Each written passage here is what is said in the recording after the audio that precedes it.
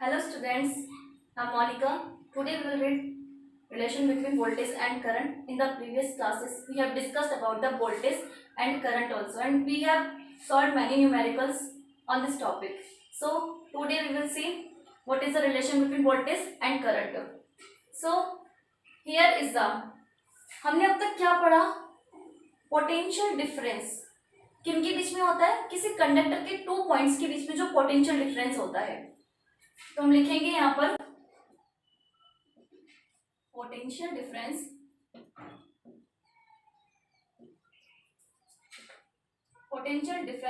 Across two edge of conductor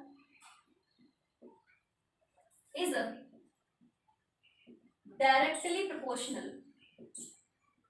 directly proportional to the current flowing through the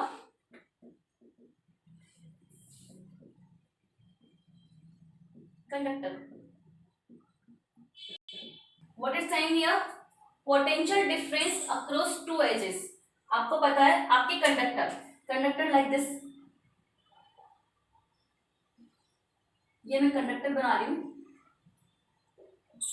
आप लोग देखिए इस conductor में देखिए पोटेंशियल डिफरेंस, इस एज पर कोई पोटेंशियल होगा, इस एज पर कोई पोटेंशियल होगा, और इन दोनों के डिफरेंस को हमने क्या बोल दिया? पोटेंशियल डिफरेंस V बोल दिया. तो ये जो पोटेंशियल डिफरेंस होता है between two edges of the conductor, इसमें फ्लो करने वाली करंट के डायरेक्टली क्या होता है?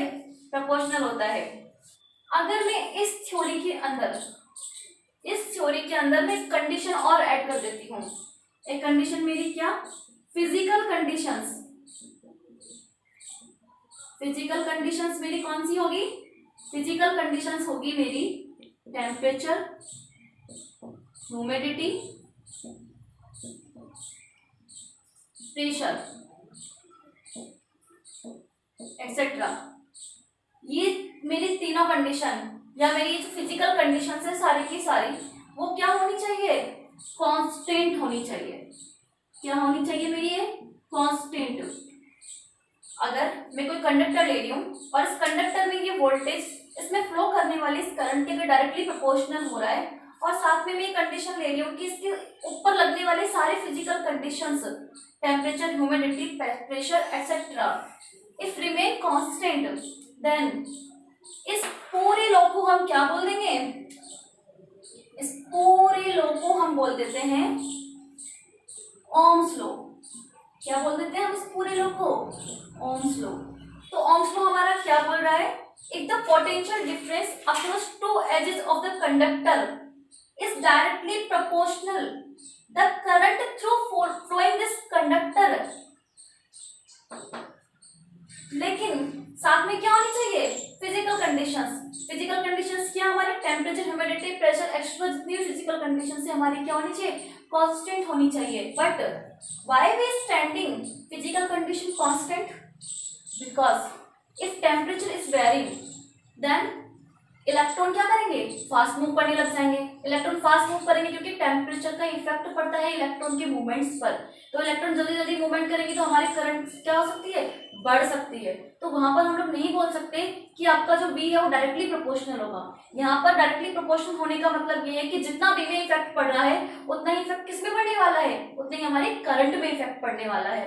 तो वहाँ फिजिकल कंडीशंस के बाद में हमारे करंट में थोड़ा इफेक्ट पड़ेगा, तो हम उसको प्रोपोर्शनल नहीं बोल पाएंगे. इस वजह से ये ओम्स लॉ कब फॉलो होता है? ये ओम्स लॉ तभी फॉलो हो सकता है जब हम दो कंडीशंस मान के चल रहे हैं कि आपकी जो फिजिकल कंडीशंस है वो सारे के सारे क्या रहती है? कांस्टेंट रहती है, और आपका जो ये वोल्टेज है किसी कंडक्टर में वो आपकी इसमें फ्लोइंग करने वाले करंट के प्रोपोर्शनल होता है. तो यही आपका क्या होता है? Ohm's law. ये ओम्स लॉ बहुत इंपॉर्टेंट है, आपके एग्जाम्स में पूछा जाता है और आगे आपके आने वाली चीजों में बहुत काम में आने वाला है. अगर आप लोग साइंस मैथ्स सब्जेक्ट लेते हैं तो उसके बाद में तो ये ओम्स लॉ आपका पीछे ही नहीं छोड़ने वाला है. लेकिन क्या ये ओम्स लॉ सिर्फ कंडक्टर पर ही अप्लाई होता है? नहीं, बहुत सारे मटेरियल ऐसे होते हैं जिन पर आपका ये ओम्स लॉ फॉलो करता है. सो नाउ अब मेरा इस कंडीशन, इस ओम्स लॉ से मेरा क्या मैथमेटिकल रिलेशन निकल कर आता है वो हम अब देखेंगे. तो देखिए मैथमेटिकल रिलेशन क्या होगा, potential difference is directly proportional to the current flowing through the conductor. तो potential difference representation V, this potential difference V directly proportional to the current flowing through the conductor। लेकिन ये सबसे important हमारा ohms rule है mathematically जिसे हमने लिखा है, लेकिन अब मुझे प्रोपोर्शनल साइन यहाँ से हटाना है। तो जब भी प्रोपोर्शनल साइन हटाते हैं, प्रोपोर्शनल का मीनिंग क्या होता है कि ये वैल्यू इसी क्या एस्पेक्ट में चलेगी। डायरेक्ट ये नहीं बोल सकते कि जितना V है हमारा उतना ही I होगा। क्यों? क्योंकि जरूरी थोड़े ना है, यहाँ पर कुछ ना कुछ वेरिएशंस तो मिलेंगे। There are some variations of the current value. So जब भी हम प्रोपोर्शनल का साइन हटाते हैं हमेशा इक्वल के साथ में एक कांस्टेंट आता है। इक्वल के साथ में क्या आता है? कांस्टेंट। तो हमारा बनता है Ohm's law V is equal to IR। आप चाहे तो you can write this V is equal to IR। This is the very important relationship where R is equal to resistance। But ये क्या है हमारा एक कांस्टेंट। अगर मैं यहाँ से R की वैल्यू फाइंड आउट करना चाहूँ तो मेरा R क्या मिलेगा मुझे? R equals to V। This I will come here, V upon I। So R मुझे क्या मिला? R is equal to V upon I। R हमारा होता है voltage upon current. This is a constant value. We understand this Ohm's law with an example. Take one conductor, here is 10 volt and here is 0 volt। current flowing through the conductor is 2 ampere। take another conductor also, here is 20 volt and here is 0 volt, but current flowing through this conductor is 4 ampere। what you understand? आपको क्या समझ में आया इस example से? इस example से हमको ये समझ में आ रहा है कि हमने कंडक्टर लिया, यहाँ पर वोल्टेज डिफरेंस कितना है? 10 माइनस 0 10। यहाँ पर वोल्टेज डिफरेंस कितना है? 20 माइनस 0 20। मीन्स यहाँ वोल्टेज क्या हो गया? डबल हो गया। तो करंट पे भी क्या इफेक्ट पड़ेगा? यहाँ जब 2 एम्पियर करंट फ्लो कर रही है तो यहाँ पर कितनी करेगी? 4 एम्पियर करंट फ्लो करेगी। तो कुछ इस तरीके से हमारा क्या होता है? Ohm's law. लेकिन ये कब करेगी? जब आपकी फिजिकल कंडीशंस क्या बनी रहती है? कांस्टेंट बनी रहती है। मतलब जिस एस्पेक्ट में वोल्टेज चेंज हो रहा है उसी एस्पेक्ट में हमारी क्या होगी? करंट चेंज होगी। पर हम ये नहीं बोल सकते यहाँ पर जिस तरीके से 10 का 20 वोल्टेज हो गया तो हम ये नहीं बोलेंगे कि करंट भी, अगर मैं V is equal to I लिख देती हूँ मतलब 20 वोल्टेज तो मेरी करंट भी कितनी होगी? 20 एम्पियर। बट मैंने लिखा है प्रोपोर्शनल। प्रोपोर्शनल मीन्स जितना चेंज वोल्टेज में होगा उतना ही चेंज किस में होगा? करंट में होगा। तो देखिए यहाँ पर 10 to 20 डबल हो रहा था, तो यहाँ पर भी मेरी करंट क्या हो गई? डबल हो गई। सेम तो नहीं रही वैल्यू, बस डबल हो गई। करंट का डबल हुआ है 4 ampere. What is the unit of the resistance? Unit क्या हो गई हमारी रेजिस्टेंस की?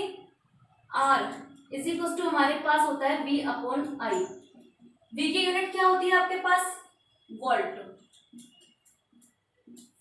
एंड I की यूनिट क्या होती है हमारे पास? हमने भी प्रीवियस क्लासेस में पढ़ा, I हमेशा होता है एम्पियर में। मीन्स वोल्ट पर एम्पियर, इसको हम शो भी कर सकते हैं V अपॉन कैपिटल है। तो वोल्ट पर एम्पियर हमारा क्या मिलकर बनता है? ओम बनता है। तो हमारे पास क्या आती है रेजिस्टेंस की यूनिट? ओम। इसको बोलते हैं हम OHM, ओम। ये ओम्स लॉ किसने दिया था और कब दिया था? This Ohm's law is given in the 1826। कब दिया गया था आपका ओम्स लॉ? 1826 में बाय जॉर्ज साइमन ओम। किनके द्वारा दिया गया था? बाय जॉर्ज साइमन ओम। और इन्हीं के नाम से इसकी यूनिट क्या रखी गई? ओम रखी गई। तो हमारे पास रेजिस्टेंस की यूनिट क्या मिलती है? हमें ओम मिलती है। कब इसको फाउंड किया गया था? 1826 में। किनके द्वारा फाउंड किया गया था? बाय जॉर्ज साइमन ओम के द्वारा फाइंड आउट किया था। और इन्हीं के नाम से फिर इसकी क्या रख दी गई थी? यूनिट। उस तरीके से हमने प्रीवियस क्लास में देखा था, वोल्ट की यूनिट रखी गई थी, अलेक्जेंडर वोल्टा के थ्रू रखी गई थी। We will read the definition of the one resistance. क्या हो जाएगा हमारा one resistance, R is equal to V upon I. What is the V? If we take V is equal to 1 volt and we take 1 ampere current from the circuit. अगर मैं यहाँ पर लेती हूँ 1 वोल्टेज एंड 1 एम्पियर करंट यहाँ पर मैं लेती हूँ तो मेरा R क्या मिलेगा मुझे यहाँ 1 ओम मिलेगा. What is the definition of the one resistance?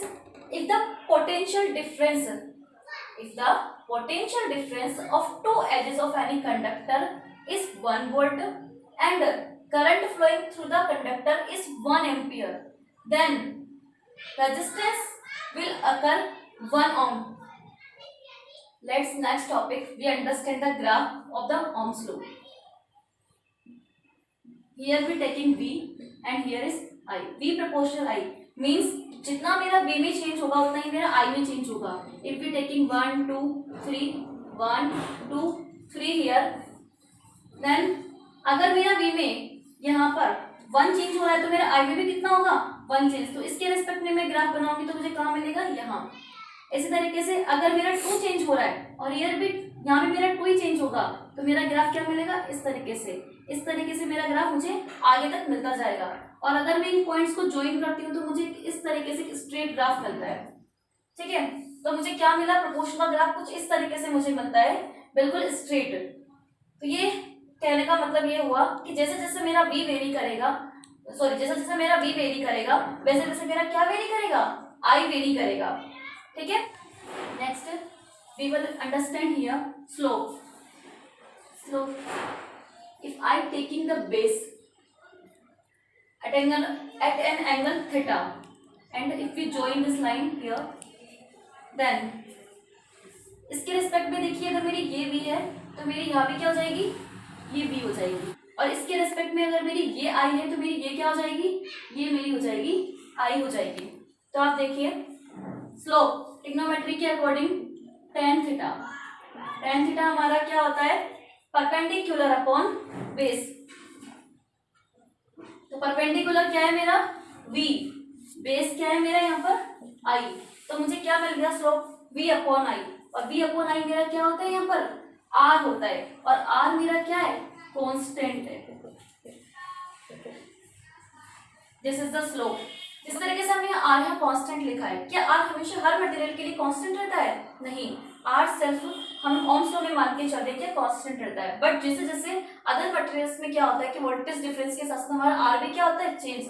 आपने देखा होगा कि अगर मेरा V किसके रेस्पेक्ट में काम करेगा जो मेरा R है वो मेरा किसके रेस्पेक्ट में काम करेगा V के रेस्पेक्ट में काम करेगा. मीन्स इसके साथ साथ हमारे R में भी क्या हो सकते हैं चेंजेस हो सकते हैं अदर मटेरियल्स के अंदर. हम लोगों ने ओम्स लॉ पर पूरा डेरिवेशन देख लिया है, उसकी डेफिनेशन देख लिया, हमने समझ लिया ओम्स लॉ होता क्या है. देन अब हम इस पर बेस्ट कुछ न्यूमेरिकल करेंगे. न्यूमेरिकल पढ़िए. What will be resistance of a conductor wire. क्या पूछ रहा है रेजिस्टेंस क्या होगा एक कंडक्टर वायर का जब द पोटेंशियल डिफरेंस अक्रॉस इस टर्मिनल. पोटेंशियल डिफरेंस क्या है 2.5 volt when 10 milli ampere current flows through it. हमें पता है क्या बोला है उसने पोटेंशियल डिफरेंस बोला है और 10 मिली एम्पीयर करंट फ्लो कर रही है ये बोला गया. हमें साफ दिख रहा है कि यहाँ पर ओम्स लॉ है क्योंकि 3 टर्म्स आ रही है रेजिस्टेंस आ रहा है वोल्टेज आ रहा है करंट आ रहा है और जहां पर ये तीनों टर्म्स आती है वहीं पर क्या बन जाता है ओम्स लॉ बन जाता है. सबसे पहले हम लोग क्या कर लेंगे यहाँ से डाटा लिख लेंगे.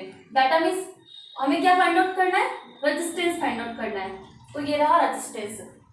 हमें क्या दिया हुआ है पोटेंशियल डिफरेंस दिया हुआ है 2.5 वोल्ट. हम लिख लेंगे यहाँ potential difference is equal to 2.5 volt. हमें करंट क्या गिवन है I is equal to 10 milli ampere. अब हमें यहाँ पर मिली में दे रखा है. इस मिली को हम नंबर में कन्वर्ट कर ले. In the previous class as I have discussed about what is the value of the milli 10 to power -3. अगर ये माइक्रो होता तो मुझे क्या मिलता 10 टू पावर -6 मिलता. किलो होता तो मुझे क्या मिलता 10 की पावर 3 मिलता. तो यहाँ मुझे क्या मिल गया ampere. Right your formula R is equals to V upon I. Put the value of the V. V is equals to 2.5 volt. I is equals to 10 into 10 to power -3 ampere. Volt upon ampere is equal to क्या बन जाता है हमारा ओम बन जाता है. तो मैं यहाँ लिख लेती हूँ 2.5। देखिए यहाँ पर 10 की पावर यहाँ पर क्या है 1। जब बेस सेम होते हैं, जब बेस सेम होते हैं तो पावर्स क्या हो जाती है, ऐड हो जाती है। अब जब ये दोनों बेस सेम है तो मैं इन दोनों को ऐड करती हूँ तो क्या बनेगा मुझे यहाँ पर -2 बनता है। 1 - 3 क्या बन जाएगा -2। और ये वोल्ट पर एम्पियर क्या हो गया मेरा यहाँ पर ओम हो जाता है। तो जब मैं इसको सॉल्व करती हूँ, अगर मेरा 10 की पावर ये -2 ऊपर में इसको लेकर जाती हूँ तो किसका मिलेगा मुझे प्लस का मिल जाएगा 10 टू पावर 2 ओम। अगर मैं 10 की पावर स्क्वायर को क्या लिख सकती हूँ 100 मल्टीप्लाई विथ 100। क्या बचता है मेरे पास, यहाँ पर बचता है मेरे पास 250 ओम बचता है। तो मुझे आर की वैल्यू, रेजिस्टेंस की वैल्यू क्या मिल जाती है यहाँ पर 250 ओम। कब, जब मेरा जो पूरा वोल्टेज है वो क्या है 2.5 वोल्ट और मेरी करंट क्या है 10 मिली एम्पियर, तब मुझे रेजिस्टेंस क्या मिलता है 250 ओम अकर होता है। Now we have completed this topic Ohm's law. Revise for the 2 minutes what we have discussed. First of all, the definition: if the potential difference of two edges of any conductor is directly proportional to the current flowing through the conductor. What is the derivation? V proportional to I. V is equals to क्या मिला IR. V is equals to IR. R is the constant. After this, we have discussed about the graph and we get the straight line graph. We have discussed about the 1 ohm resistance value and numerical also. So there are so many numericals in your books. Please solve the numericals and find out the value R, V and I.